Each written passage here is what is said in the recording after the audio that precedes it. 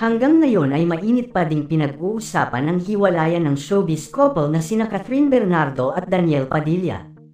Hindi na rin nagpo-post ng kanilang picture together sina Catherine at Daniel.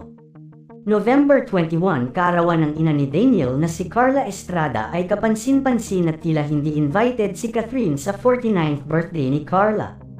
Samantala taon-taon naman ay kasama si Catherine sa birthday celebration nito.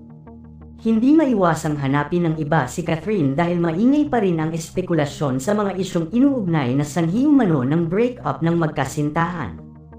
Hindi malinaw kung dumating si Catherine at hindi lang nakuna ng picture o kung mayroon itong prior engagement kung hindi man ito nakarating sa pagdiriwang ng birthday ng ina ni Daniel. Sa kabilang banda, karamihan sa mga bisita ni Carla ay ang kanyang mga kaibigan sa showbiz.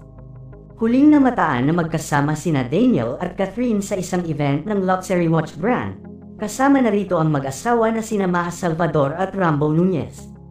Samantala sa isang interview nitong nakaraang araw kay Carla Estrada ay hindi nakaligtas ito sa tanong ng press tungkol sa Katniel.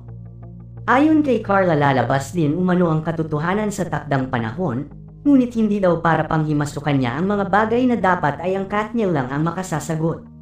Sa ngayon po ang masasabi ko lang po ay okay po sila dahil yun po ang sabi sa akin ng anak ko.